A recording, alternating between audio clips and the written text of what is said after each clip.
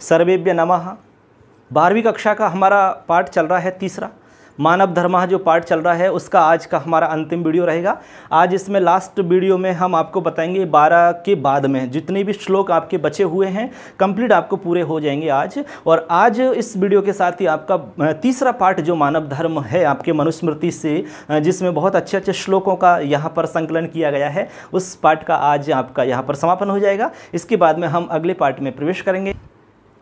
तो आशा करते हैं कि आपने सारे जितने भी वीडियो अपलोड किए हैं वो सब देख लिए होंगे और अच्छे से समझ में आ रहे होंगे। यदि आपको किसी भी तरह की दिक्कत रहती है, कोई भी प्रॉब्लम आपको आती है, तो हमें कमेंट करिए, कमेंट करके हमें बताइए। निश्चित रूप से आपको हम जवाब देंगे और आपकी हर समस्या का समाधान करने के लिए हम यहाँ तत्पर हैं दोस्तों। तो चलिए जुड़िए हमारे चैनल से, लखन माली चैनल पे आप सुन रहे हैं, मैं आप सबका दोस्त लखनलाल माली।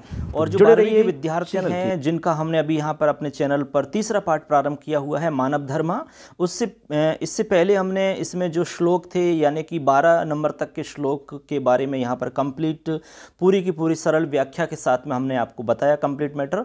आज हम बात करेंगे इससे आगे, यानी कि इससे पहले हमने जान लिया था जैसे कि मान लो आपके हमने एक वीडियो के अंदर 6 श्लोक की आपको कंप्लीट पूरी डिटेल यहाँ पर बताई थी। उसके बाद में दूसरे में आपको 7 से लेकर के 13 और अब यहाँ पर हम 7 से लेकर के 12 तक बताया था। और आज अब इसमें हमारा चलेगा श्लोक 13 नंबर का, 13 नंबर से लेकर के लास्ट अपना ये पार्ट कंप्लीट हो जाएगा इस वीडियो के अंदर। तो देर किस बात की दोस्तों, चलो स्टार्ट कर लेते हैं, आज कुछ नया सीख लेते हैं। आप सुन रहे हैं, मैं आप सबका दोस्त लखनलाल माली। चलिए स्टार्ट करते हैं। श्लोक नंबर 13 जैसे कि हमें दिख पा रहा है यहाँ पर स्क्रीन पर, आपको दिख रहा होगा 13 नंबर का श्लोक। सबसे पहले हम करेंगे उच्चारण, सभी मेरे साथ बोलेंगे, जैसे मैं बोलता हूँ सभी लोग उच्चारण करेंगे और सब आनंद लीजिए इस श्लोक का। धर्मार्थावुच्यते श्रेया कामार्थौ धर्म एव च अर्थ एवेह वा श्रेय स्त्रीवर्ग इति तु स्थितिः। धर्मार्थावुच्यते श्रेयः, धर्मार्थावुच्यते श्रेयः, श्रेयः कामार्थौ धर्म एव च अर्थ एवेह वा श्रेयः स्त्रीवर्ग इति तु स्थितिः। ठीक है, धर्मार्थावुच्यते श्रेया कामार्थौ धर्म एव च अर्थ एवेह वा श्रेयः स्त्रीवर्ग इति तु स्थितिः। किसी भी प्रकार से आप बोल सकते हो, दोनों ही तरीके हैं, आप कैसे ही बोलिए इसको, ठीक है ना।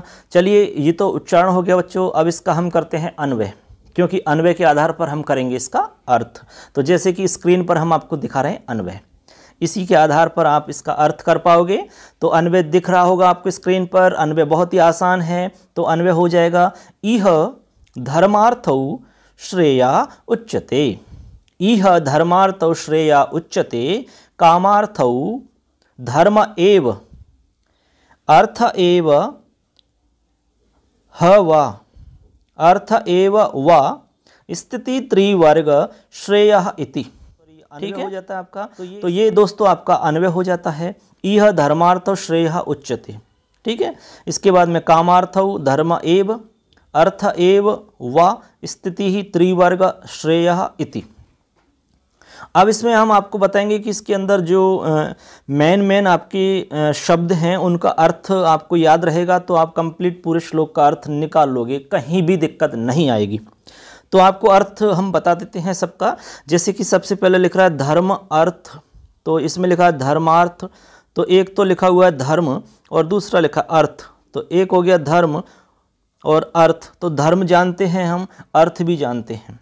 ठीक है, अर्थ यानी धन है, एक प्रकार से अर्थ यानी धन, कहते हैं अर्थार्जन, धनार्जन।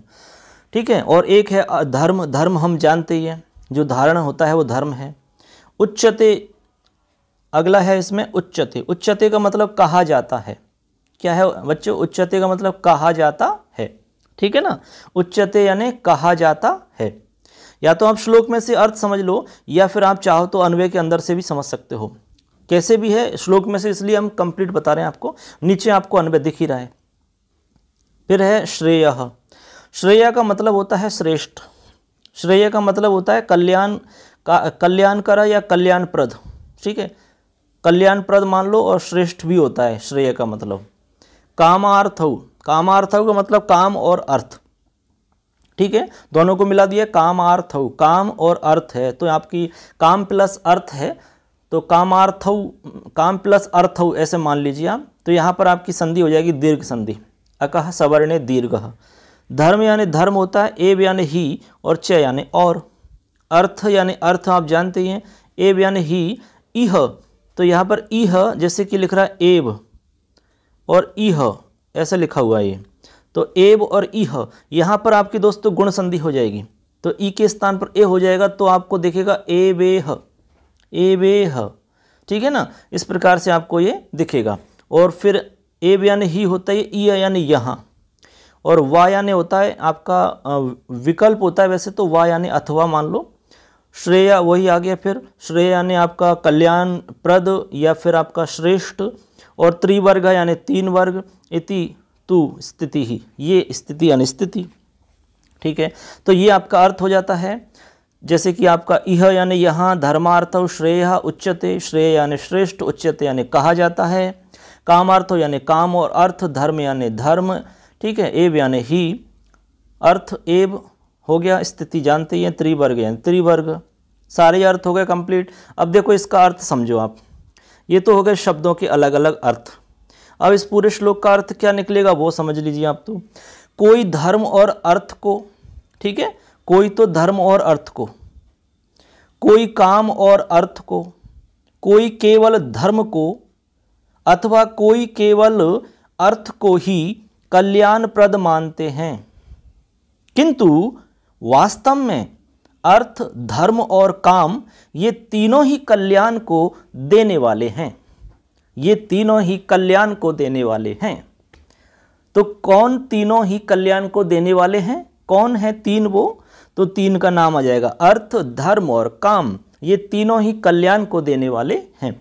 लेकिन कोई धर्म और अर्थ को ही मानता है कल्याण देने वाले, कोई काम और अर्थ को मानता है, कोई केवल धर्म को मानता है, कोई केवल अर्थ को ही मानता है, जबकि वास्तव में अर्थ, धर्म और काम ये तीनों ही कल्याण को देने वाले हैं। ये इसका अर्थ हुआ, ठीक है, ये अर्थ हुआ आपका अन्वय के हिसाब से, और यही इसका पूरा आपका कंप्लीट अर्थ हो जाता है, ठीक है। तो कोई लोग तो ये कहता है कि भाई धर्म और अर्थ यही आपका कल्याणप्रद है, ठीक है, कोई कहता है कि काम और अर्थ है कि यही कल्याणकारक है, कोई कहता है कि नहीं नहीं नहीं ऐसा नहीं है, कोई कहता है कि धर्म ही है, कोई कहता है कि नहीं धर्म नहीं है, केवल अर्थ ही कल्याणप्रद है, ऐसा नहीं है, किंतु वास्तव में अर्थ, धर्म और काम ये तीनों ही कल्याण को देने वाले, ये इसका मतलब हुआ। स्पष्ट है, सबके समझ में आ गया होगा। आराम से आप सुनेंगे इसको तो निश्चित रूप से आपको याद रहेगा, ठीक है दोस्तों। ये हो जाता है आपका, तो इसमें आपको कोई दिक्कत नहीं होगी, ये आपको कंप्लीट हो जाता है। इसको आपको बोलना है, गुनगुनाते रहना है। धर्मार्थावुच्यते श्रेया, कामार्थौ धर्म एव च, अर्थ एवेह वा श्रेयस्त्रिवर्ग इति तु स्थिति। ये आपका हो जाता है दोस्तों। इसके बाद में अगले श्लोक की तरफ चलते हैं दोस्तों। अगला श्लोक बहुत ही सुंदर है, बहुत ही अच्छा श्लोक है अगला। चलिए उच्चारण करते हैं। सबसे पहले तो सभी मिलकर के हमारे साथ बोलेंगे, जैसे मैं बोलता हूँ सभी लोग बोलेंगे। संतोषम परमास्थाय सुखार्ती संयतो भवेत्, संतोष मूलम ही सुखम दुख मूलम विपर्ययः। ठीक है, तो ये आपका हो गया श्लोक। संतोषम परमास्थाय सुखार्ती संयतो भवेत्, संतोष मूलम ही सुखम दुख मूलम विपर्ययः। कंप्लीट है एकदम, कोई दिक्कत नहीं है किसी को ही। तो ये तो हो गया आपका उच्चारण। अब इसका अन्वय देखो दोस्तों। अन्वय इसी में से आपको निकालना है। जब अर्थ आपको थोड़ा थोड़ा समझ में आएगा तो अन्वय भी निश्चित रूप से हो ही जाएगा। अन्वय में एक बात आपको ये ध्यान रखनी है कि जो बड़े आपके शब्द रहते हैं, जो ठीक है ना, जिसमें संधि समास सारा ही रहता है, उसको आपको टुकड़ों में विभक्त करना है, उसको अंशों में विभक्त करना है, उसको तोड़ना है शब्दों को। इसके लिए तोड़ने के लिए आपको संधि का ज्ञान होना चाहिए और आपको समास का ज्ञान होना चाहिए। ठीक है, तभी जाकर के ये कर सकते हो। लेकिन इसमें तो ऐसा कोई दिक्कत नहीं है, नॉर्मल है, छोटे छोटे शब्द हैं जो आसानी से समझ में आ जाते हैं। तो देखिए इसका जो आपका अन्वय होगा वो होगा दोस्तों अन्वय जैसे स्क्रीन पर हम दिखा रहे हैं आपको अन्वय, संयतः संतोषम परम आस्थाय सुखार्ति भवेत ही संतोष मूलम सुखम विपर्ययः दुख मूलम। तो ये आपका क्या हो जाता है, ये हो जाता है आपका अन्वय, ठीक है ना। अब अन्वय के हिसाब से आपके जितने भी शब्द हैं इसमें कंप्लीट उनका सबका आपको एक एक शब्द का अर्थ बता देते हैं, तो आपका जो कंप्लीट है इसका अर्थ पता लग जाएगा। श्लोक में इसलिए बता रहे हैं क्योंकि यहाँ पर जहाँ जहाँ संधि हो रही है वो आपको बता देंगे हम। चलिए, जैसे कि लिखा हुआ है संतोषम, तो संतोषम का मतलब संतोष होता है, ठीक है, संतुष्टि कहते हैं ना, संतोषी परम सुखम, तो संतोष वही है, ठीक है ना, संतुष्टि हो जाना वही संतोष है। इसके बाद में परमास्थाय, तो एक तो है परम और दूसरा शब्द है इसमें आस्थाय, तो यहाँ पर दोस्तों दीर्घ संधि हो जाती है परम और आस्थाय में, तो परम में आस्थाय जोड़ा तो परमास्थाय बन गया। तो यहाँ पर परम का पहले अर्थ समझना है, उसके बाद में आस्थाय का अर्थ समझना है। तो परम का मतलब क्या होता है दोस्तों, परम यानी वैसे तो श्रेष्ठ होता है, ठीक है ना, परम परम होता है, परम संतोष यानी श्रेष्ठ या बहुत अधिक होता है परम, ठीक है ना। और फिर इसके बाद में आस्थाय लिखा हुआ है, तो यहाँ जो आस्थाय है, इस आस्थाय का अर्थ क्या होता है ये आपको ध्यान रखना है। तो आस्थाय का मतलब होता है धारण करके, आस्थाय का मतलब होता है बच्चों धारण करके, ठीक है, हो गया। इसके बाद में सुखार्थी, अब है सुखार्थी, सुखार्थी का मतलब है यह सुखाय इच्छति, जो सुख की इच्छा रखने वाला होता है, ठीक है, जो सुख की इच्छा रखने वाला होता है, ठीक है ना, यानी कि यह सुखाय इच्छति, जो सुख के लिए इच्छा करता है वो सुखार्थी कहलाता है, ठीक। यदि आप चाहते हो कि हमें सुख मिले तो आप सुखार्थी हुए। फिर लिखा हुआ है संयतो, संयतो, ठीक है, संयतो का मतलब हुआ इंद्रियों को वश में रखने वाला, इंद्रियों को वश में रखने वाला। इंद्रिय बार बार शब्द आ रहा है, आप जान गए इंद्रिय क्या होती है, आपकी जैसे इंद्रिय है नाक कान आँख जीभ त्वचा, ये सारी इंद्रियां हैं, ठीक है ना। एक है भवेत, भवेत आपका जो रूप है वो दोस्तों आपका जैसे पट धातु का रूप आपको याद करना है, इसके लिए तो पट धातु का रूप याद रहेगा तो आपको सारे रूप याद रहेंगे। तो पठेत आपका विधिलिंग रूप में बनता है, पठेत पठेताम पठेयु, भवेत भवेताम भवेयुः, ठीक है। तो ये आपका जो होता है चाहिए के अर्थ में, तो होना चाहिए, ठीक है, ऐसा इसका मतलब होता है भवेत यानी। आगे है इसका संतोष, संतोष यानी वही जो पहले आ गया है। मूलम, तो मूलम यानी मूल होता है, कहते हैं ना जैसे इसका क्या मूल है, मूल अर्थ क्या है इसका, ऐसे बोलते हैं ना अपन, तो मूल का मतलब मुख्य हुआ एक तरीके से। ही यानी होता है वैसे ही का मतलब क्योंकि होता है, ठीक है, अलग अलग अर्थ है इसमें, एक साथ देखेंगे। फिर सुखम जानते ही हो, दुख जानते ही हो, मूलम आई गया। विपर्ययः, ये आपको ध्यान रखना, विपर्ययः, विपर्ययः का मतलब होता है दोस्तों उल्टा यानी विपरीत या विलोम मान लो, ठीक है, अंग्रेजी में इसको अपोजिट कहते हैं, तो ये विपर्यय है, इसको आपको याद रखना है। तो सारे शब्दों का अर्थ हो जाता है। अब इसका अर्थ समझिए आप क्या हुआ है अन्वय के हिसाब से। यह इसका अर्थ हो जाएगा जैसे संयता संतोषम परमास्थाय सुखार्थी भवेत ही संतोष मूलम सुखम विपर्यया दुख मूलम। तो मतलब हो गया बच्चों इसका एकदम सिंपल अर्थ हो जाएगा कि सुख की इच्छा रखने वाला परम संतोष को धारण करके इंद्रियों को वश में रखे, अर्थात मन को किसी और बहकने नहीं दे, मन को कंट्रोल में रखे, इंद्रियों को अपने कंट्रोल में करे, इंद्रियों को अपने वश में रखे। क्योंकि संतोष सुख का मूल है और असंतोष दुख का मूल है। दोस्तों ये जो लाइन है बहुत ही गहरी है। लास्ट में लिखा है क्योंकि संतोष सुख का मूल है और असंतोष दुख का मूल है, ठीक है, जो संतोष का उल्टा असंतोष हुआ। तो मतलब सीधा सा ये होगा कि सुख की इच्छा रखने वाला परम संतोष धारण करके इंद्रियों को वश में रखे। जो व्यक्ति सुख की इच्छा रखता है, चाहता है कि जिसको सुख मिले, तो ऐसे व्यक्ति को करना क्या होगा, संतोष धारण करके इंद्रियों को वश में रखना होगा। यानी कि मन को इधर उधर नहीं भटकने देना है, उसको बहकने नहीं देना है, अपने नियंत्रण में रखना है। क्योंकि संतोष सुख का कारण है, संतोष सुख का मूल है, मुख्य कारण है। यदि आप को सुख चाहिए तो उसके लिए संतोष होना चाहिए। कहते हैं संतोषी सदा सुखी। और जो व्यक्ति संतुष्ट नहीं होता है किसी भी चीज़ से, वो हमेशा दुखी रहेगा। ठीक है, इसलिए जीवन में जो संतुष्ट होता है, जो संतोष जिसको है, वो सबसे बड़ा सुखी आदमी है।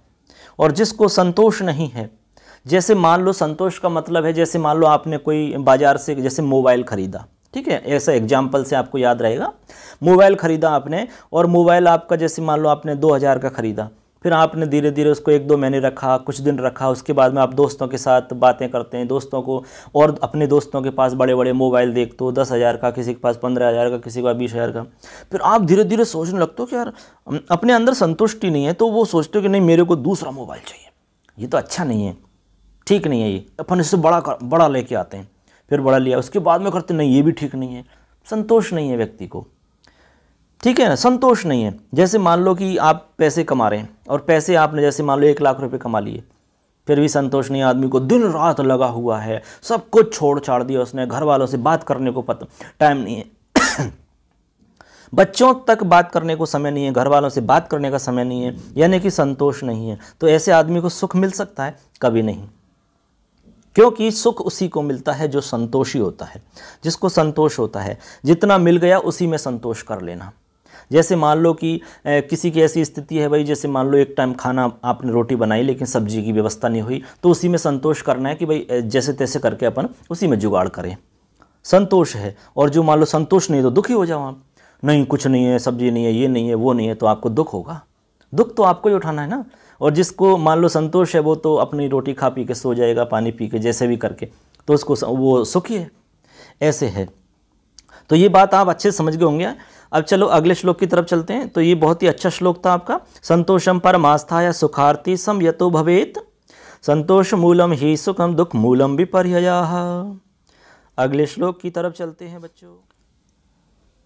अगला श्लोक है, देखिए अगले श्लोक को देखते हैं। बहुत ही अच्छा श्लोक है आपका, और इसमें बहुत अच्छी बात बताई गई है। आचारा लभते हयायुराचारा दीप्शिता प्रजा, आचारा धनम अक्षय्यमाचारो हंतलक्षणम। मतलब ये हुआ कि आचारात लभते, ठीक है, फिर लिखा हुआ हयायुराचारा दीप्शिता प्रजा, यानी ही फिर आयु, ठीक है ना। एक तो लिखा ही लिखा हुआ, फिर आगे लिखा आयु, जैसे ही और आयु। फिर लिखा हुआ आचारा दीप्सिता प्रजा, आचारात धनमक्षय्यमाचारो हंत्यलक्षणम, ठीक है, क्षणम। तो यहाँ पर लिखा हुआ है आपका, इसमें एक एक शब्द को देखेंगे। ये तो आपका उच्चारण हुआ है। अब इसमें अन्वय देखो आप। अन्वय में हम जो बड़े शब्द दिख रहे हैं उनको तोड़ देंगे। तो अन्वय आपको स्क्रीन पर दिख रहा है, इसमें हम आपको जितने भी बड़े बड़े शब्द हैं उनको विच्छेद कर देंगे। तो अन्वय हो जाएगा इसका बच्चों, ही प्रजाः आचारात ईप्सिताः आयुः लभते, ठीक है। इसके बाद में होगा आगे आचारात अक्षय्य धनम लभते, आचारः अलक्षणम हंति, ठीक है। ये इसका क्या हो गया आपका अन्वय। अन्वय दिख ही रहा है स्क्रीन पर। अब अन्वय के आधार पे आपको जो जितने भी शब्द हैं अलग अलग हमने विच्छेद करके लिखे हैं, उनका अर्थ समझो तो आपका अर्थ निकल जाएगा, ठीक है। अब लिखा है इसमें ही का अर्थ वैसे क्यों की होता है, ठीक है। इसके बाद में लिखा प्रजा, प्रजा का मतलब आप जानते ही हो, प्रजा का अर्थ समझते ही हम, ठीक है। इसके बाद में आचारात, आचार का मतलब आचार व्यवहार होता है, ठीक है। आचारात यानी आचार व्यवहार से है, व्यवहार मतलब व्यवहार है आचार। इसके बाद में एक शब्द ईप्सिताः, ठीक है। इसमें भी लिखा हुआ है जैसे आचार आ गया ना, यहाँ लभते यानी प्राप्त होता है। पहले इसमें हम अन्वय के हिसाब से देख लो। बोलिए हम ईप्सिताः, ईप्सिता शब्द है तो ईप्सिता का मतलब होता है बच्चों मन चाही। क्या होता है ईप्सिता यानी मन चाही, लिखा हुआ है ईप्सिता। आयु, आयु आप जानते हो, यहाँ लिखा हुआ है ये आयु, आयु यानी आयु, कितनी आयु है आपकी, कितने आयु हो गए। लभते यानी प्राप्त होता है, प्राप्त करना, ठीक है। इसके बाद में आचारात यानी वही, आचार से, व्यवहार से। इसके बाद में शब्द है इसमें अक्षय्य। अक्षय्य का मतलब होता है जो क्षीण या नष्ट नहीं हो, ठीक है। अक्षय्य का मतलब क्या होता है बच्चों, जो क्षीण या नष्ट नहीं हो। यहाँ लिखा हुआ है, देखो बीच में लिख रहा है ये, देखो यहाँ पर बीच में लिखा हुआ है, यहाँ इस जगह देखो ये अक्षय्य, ठीक है। तो यहाँ अक्षय्य का मतलब होता है जो क्षय नहीं हो, यानी जो नष्ट नहीं हो, उसको अक्षय्य कहते हैं। अक्षय्य, अक्षय्य जो नष्ट नहीं हो, क्षय नहीं हो इसका। धनम यानी धन होता है, जानते हैं धन को तो हम, ठीक है। इसी में लिखा हुआ है धनम, ये देखो यहाँ लिखा हुआ है धनम इस जगह, यानी आचारात और धनम, यानी एक शब्द है आचारात, जैसे यहाँ लिखा आचारात, ठीक है, और आगे लिखा धनम, ऐसे इसमें आपका विच्छेद है। अब इनको दोनों को संधि करेंगे तब जाके ये रूप बना है आपका आचारात धनम, ठीक है। तो आचारात धनम बन गया आपका यहाँ पर, ये है। तो यहाँ हुआ क्या है, इसका तय का दय हो गया, ठीक है, जस्त्व कार्य हो गया, सिंपल तय का दय, और धय इसमें मिल ही गया, आचारात धनम बन गया आपका, ठीक है। अब इसके बाद में जो शब्द है वो है फिर आपका लभते। तो लभते का अर्थ आपको बता दिया, प्राप्त करना होता है, लब धातु है, लभते लभेते लभंते रूप चलता है आपका, आत्मनेपद की धातु है। तो आत्मनेपद में आपका जैसे सेब धातु का रूप चलता है ना, उसी प्रकार आपका लब धातु का रूप चलेगा। इसके बाद में आचारः, आचारः यानी वही व्यवहार, आचार। अलक्षणम, अलक्षणम का मतलब क्या होता है बच्चों, अलक्षणम का मतलब होता है, यह लिखा हुआ है देखो ये हंत्यलक्षणम, ये तो अलक्षणम का मतलब होता है मान लो आपका बुराइयों को, यानी अशुभ लक्षण, ठीक है। लक्षण तो होते हैं अच्छे, और अलक्षणम यानी बुरे लक्षण, अशुभ लक्षण, ठीक है, या बुराइयों को। और एक इसमें लिखा हुआ हंती, ये लिख रहा है हंती, हंती, तो हंती अलक्षणम, ऐसे इसमें संधि हुई है आपकी, देखो हंती प्लस अलक्षणम, ऐसे आपका लिखा हुआ है अलक्षणम, हंती प्लस अलक्षणम है। तो हंती में जो ई है उसका एक को यणचि से यण हो जाता है, तो आपका हंत्य अलक्षणम ऐसा रूप बन जाता है। तो ऐसे करके आपके जितने भी शब्द हैं अर्थ तो आपको समझ में आ गया होगा। अब इसके आधार पे आपका देखो अर्थ इस श्लोक का क्या निकलता है वो आप समझिए, तो फिर आपको क्लियर हो जाएगा सारा कुछ। तो इसका अर्थ हो जाएगा बच्चों, बहुत ही आसान है। अर्थ हुआ कि आचार से आयु प्राप्त होती है। आचार जो व्यवहार है, आचार आचरण है आपका, कहते हैं ना आचरण ठीक नहीं है इसका, वो आचार है। तो आचार से आयु प्राप्त होती है, और आचार से ही इच्छा अनुसार संतान प्राप्त होती है, ठीक है। या प्रजा का मतलब संतान से है। आचार से ही अक्षय धन की प्राप्ति होती है, ऐसा धन जो कभी नष्ट नहीं होता हो। और आचार से ही अशुभ लक्षणों का नाश होता है, यानी आपका आचरण कैसा है, कुल मिला के सब कुछ इसी से प्राप्त होता है, ऐसे मानकर चलिए। यदि आपका आचरण अच्छा है, आचार अच्छा है, तो आपको आयु भी प्राप्त होगी, और आपकी इच्छा अनुसार संतान भी प्राप्त होगी, और जो आपके अलग अक्षय आपको धन की प्राप्ति भी होगी, और आपके अशुभ लक्षणों का नाश भी हो जाएगा। इसलिए बच्चों इस बात को अच्छे से ध्यान में रखना है। यदि आपको ये सब आप चाहते हैं सब कुछ, तो आपका आचार अच्छा होना चाहिए, आचरण अच्छा होना चाहिए, तब जाके आप ये सारी चीज़ प्राप्त कर सकते हो। ये इस श्लोक का मतलब। श्लोक में जो संधि है वो आपको शायद आपको जानकारी नहीं होगी इसके बारे में। यह जो पहला जो आपका शब्द है इसमें एक संधि से आचारात, ये ना, और आगे है लभते, आचारात लभते। अब यहाँ पर हुआ क्या, तय के स्थान पर लय हुआ है। तो एक सूत्र है दोस्तों तोरली, तोरली तय के स्थान पर लय कर देता है, ठीक है। तो उसी के वजह से आपका ये रूप हुआ। जैसे पल्लव, जैसे एक शब्द होता है पल्लव, पल्लव ऐसे बनेगा, पल्लव पतलव, ठीक है, ऐसे। तो ये ऐसे आपका ये बन जाएगा आचारात लभते, ठीक है, तोरली सूत्र के हिसाब से। तो यहाँ पर आपकी लत्व संधि मानी जाती है। कौन सी संधि है दोस्तों, लत्व संधि, ठीक है। तो लत्व संधि का ये रूप हो जाता है। चलिए अगले श्लोक की तरफ चलिए दोस्तों, अगले श्लोक की हम आपको बात करते हैं, अगले श्लोक बताते हैं। सबसे पहले तो उसका उच्चारण करेंगे हम। बहुत ही सुंदर श्लोक है, बहुत ही अच्छा श्लोक है, बहुत ही मतलब अच्छी बात इसके अंदर बताई गई है। चलिए उच्चारण करते हैं सबसे पहला का। सर्वलक्षणहीनोऽपि य सदाचारवान् नरः श्रद्धानसूयश्च शतं वर्षाणि जीवति, ठीक है। सर्वलक्षणहीनोऽपि, ये देखो यहाँ लिख रहा है आपका सर्वलक्षणहीनोऽपि यः सदाचारवान् नरः श्रद्धानसूयश्च शतं वर्षाणि जीवति। ठीक है, सिंपल है एकदम। सदा यानी सर्वलक्षणहीनोऽपि यह सदाचारवान् नरः, वानरः, तो यहाँ पर वानर वो नहीं है, वानर जो आप समझ रहे हो वो वानर की बात नहीं है। यह सदाचारवान ऐसा है इसमें, जैसे सदा चार और वा, सदाचार वान है, सॉरी सदाचारवान है, ये ऐसे आएगा, इसको देखो एक साथ, सदाचारवान। ठीक है, और फिर आगे नरह, ऐसे है ये, सदाचारवान प्लस नरह, सदाचारवान कहते हैं ना, सदाचारवान और प्लस में नर जोड़ दिया तब आपका बनेगा सदाचारवान। मिलाएंगे तो सदाचारवान नरह ऐसा रूप बनेगा आपका। तो ये है आपका सदाचारवान नरह, जैसे गुणवान होता है, मतु प्रत्यय का रूप है ये सदाचारवान, सदाचारवान। ठीक है, अब देखो इसमें आपको अन्वय, हम सबसे पहले अन्वय बताएंगे आपको, अन्वय स्क्रीन पर दिखाएंगे आपको, स्क्रीन पर दिखेगा आपको, अभी देखिए दिख रहा है। अब इसमें देखो सबसे पहले अन्वय निकालते हैं, तो अन्वय हो जाएगा इसका नरह यह सदाचारवान श्रद्धानः अनसूयः च सह सर्वलक्षणहीनः अपि शतं वर्षाणि जीवति। ठीक है, ये आपका अन्वय हो जाता है।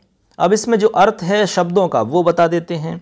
ठीक है ना, इसके हिसाब से आप देख लो, अन्वय के हिसाब से देख लो या आपके श्लोक में देख लो, कहीं भी देख लो, श्लोक में भी वही चीज़ है जो आपके अन्वय में है, क्योंकि अन्वय श्लोक से तो हुआ है। जैसे सबसे पहले नरह, तो नरह यानी मनुष्य होता है दोस्तों, लिखा हुआ है नरह। ठीक है, उसके बाद में यह यानी होता है जो, तो नरह यानी मनुष्य और यह यानी जो। सदाचारवान, सदाचारवान का मतलब होता है सदाचार से युक्त जो होता है। ठीक है ना, जो सदाचारवान होता है सदाचार से युक्त होता है वो, तो ये आपका सदाचारवान हो गया। इसके बाद में श्रद्धानः, एक है आपका शब्द है श्रद्धानः, ये लिखा हुआ है यहाँ देखो, ये श्रद्धानः लिख रहा है ना सेकंड लाइन में, श्रद्धानः। तो श्रद्धानः जो है इसका अर्थ हो जाएगा श्रद्धावान या श्रद्धालु। ठीक है, श्रद्धानः का मतलब हो जाएगा श्रद्धावान या श्रद्धालु। इसके बाद में एक अनसूयः, अनसूयः, तो अनसूयः का मतलब हो जाएगा जो दूसरों की निंदा नहीं करता हो, इसमें लिख रहा है ये वाला है अनसूयश्च लिखा हुआ है ना। तो अनसूय का मतलब क्या हुआ बच्चों, जो दूसरों की निंदा नहीं करता हो। निंदा करना जानते हो आप, तो जो दूसरों की निंदा नहीं करे वो अनसूय है, और जो दूसरों की निंदा करे वो असूय है।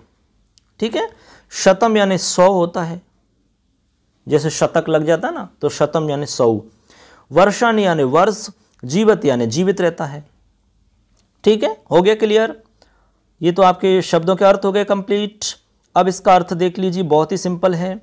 अर्थ हो जाएगा सर्वलक्षणहीनोपि, यानी कि सभी लक्षणों से हीन होने पर भी, ठीक है, सभी लक्षणों से हीन होने पर भी जो मनुष्य सदाचारी और श्रद्धालु होता है तथा दूसरों की निंदा नहीं करता है, वह 100 वर्षों तक जीवित रहता है। कितनी बड़ी बात कही है, कितनी अच्छी बात कही है। देखो दोस्तों, अच्छी बात है कि नहीं है, बहुत ही सुंदर बात कही गई है इसके अंदर।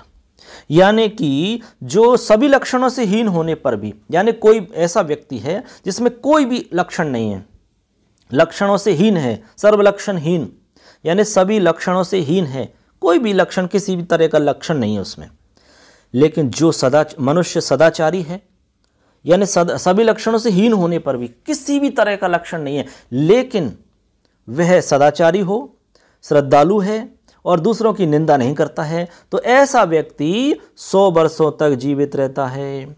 शतम वर्षति जीव, शतम यानी शतम वर्षाणि जीवति, ऐसा व्यक्ति 100 वर्षों तक जीवित रहता है। मतलब समझ गए। तो इसलिए आप चाहते हो कि भाई 100 वर्षों तक हम जीवित रहें, 100 वर्षों तक अपन आयु प्राप्त करें, तो आपको करना क्या है, सदाचारी बनना है, श्रद्धालु बनना है, दूसरों की निंदा नहीं करनी है।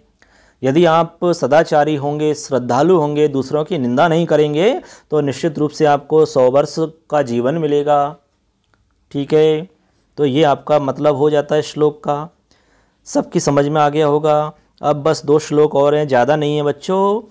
समझते हैं अगला श्लोक, बहुत ही सुंदर सा श्लोक है। आशा करते हैं आप श्लोक गाना सीख गए होंगे, बोलना सीख गए होंगे और आपको अच्छे से समझ में भी आ रहा होगा। कमेंट करके हमें ज़रूर बताएं, अपने दोस्तों के साथ शेयर जरूर करें और यदि आप चैनल पर नए हैं तो ज़रूर सब्सक्राइब करें। उच्चारण करते हैं, सबसे पहले स्टार्ट करते हैं। यद्यत् परवशं कर्म तत्तत् यत्नेन वर्जयेत्, यद्यात्मवशं तु स्यात् तत्तत् सेवेत यत्नेन। तो ये तो इसका उच्चारण हो जाता है आपका कि यद्यत् परवशं कर्म तत्तत् यत्नेन वर्जयेत्, यद्यात्मवशं तु स्यात् तत्तत् सेवेत यत्नेन।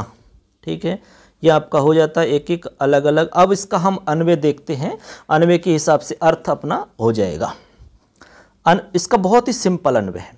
यत यत परवशम कर्म तत तत यत्नेन वर्जयेत। यत यत परवशम कर्म तत तत यत्नेन वर्जयेत, जैसा लिखा हुआ है आपकी पंक्ति में वैसा का वैसा आपका ये अन्वय है। ठीक है, अलग से कुछ भी नहीं है, देखते जाइए और आप सुनते जाइए कि यत यत परवशम लिखा हुआ है, यद्यत यत यत परवशम लिखा हुआ है स्टार्टिंग में। ठीक है, कर्म यानी परवशम कर्म, तत तत यहाँ लिखा हुआ है तत तत तत तत यत्नेन वर्जयेत।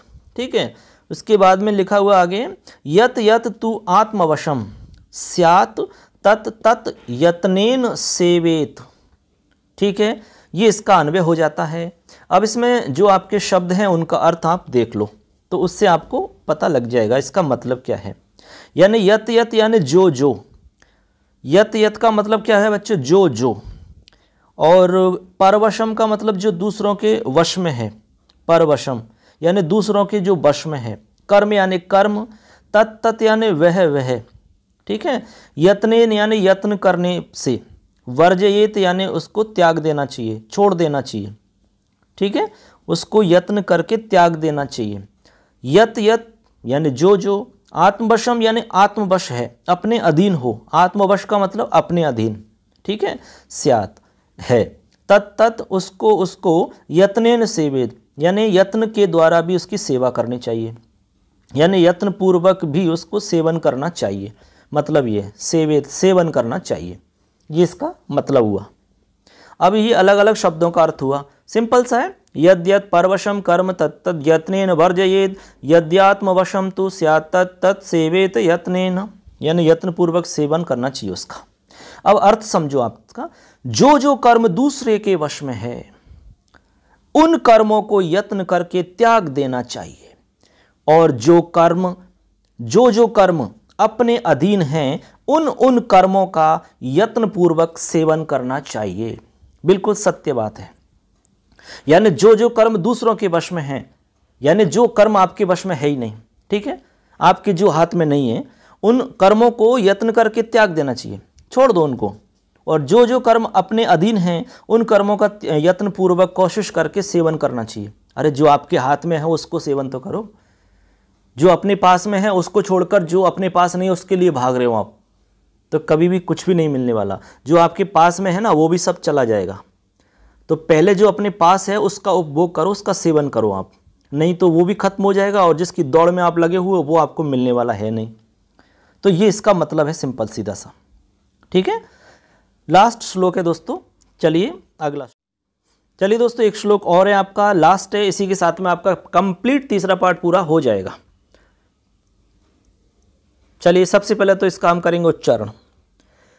सर्वं परवशं दुःखं सर्वमात्मवशं सुखं एतद् विद्यात् समासेन लक्षणं सुख दुःखयोः। ठीक है, ये आपका हो गया, लिखा हुआ है साफ साफ इसमें आपका, जैसे कि सर्वं परवशं दुःखं सर्वमात्मवशं सुखं एतद् विद्यात् समासेन लक्षणं सुख दुःखयोः। ठीक है, मतलब सिंपल सा ये है, सर्वं परवशं दुःखं सर्वमात्मवशं सुखम एतद् विद्यात् समासेन लक्षणं सुख दुःखयोः। मतलब लक्षण, इसका सबसे पहले अन्वय देखो आप, अन्वय भी इसका भी सिंपल है एकदम। अन्वय हो जाएगा कि परवशम सर्वम दुःखम सर्वम आत्मवशम सुखम एतत् सुख दुःखयोः लक्षणम समासेन विद्यात्, समासेन विद्यात्। ठीक है, तो इसमें अर्थ देखो आप पहले तो इसके शब्दों का अर्थ एकदम सिंपल है, जैसे कि सर्वम, सर्वम यानी सब। ठीक है, परवशम का मतलब जो दूसरों के वश में है, ठीक, दूसरों के जो अधीन में है, जो दूसरों के वश में यानी कि पराधीन, यानी जो कुछ भी पराधीन है। कहते हैं कि पराधीन सपने सुख नाही, पराधीन सपने सुख नाही। पराधीन को कभी भी सपने में भी सुख की कल्पना नहीं करनी चाहिए। ठीक है, दुखम, दुख जानते ही हो। सर्वम यानी सर्व। आत्मवशम, आत्मवशम का मतलब जो अपने अधीन है, जो अपने वश में है, जो चीज आपके वश में है। सुखम यानी सुख। एतत् यानी यह। विद्यात, विद्यात यानी कि जानना चाहिए, विद्यात यानी जानना चाहिए। एतत् यानी यह, एतत् विद्यात ऐसे है ये, एतत् और आगे है विद्यात ऐसे, एतत् विद्यात यानी जानना चाहिए। ठीक है, आगे है समासेन। तो समासेन का अर्थ क्या होता है बच्चों? समासेन का अर्थ होता है संक्षिप्त रूप में। ठीक है, संक्षिप्त रूप में, शॉर्ट में। लक्षणम यानी लक्षण होता है, कहते हैं ना इसका लक्षण बताओ, लक्षण पहचान है एक तरीका की।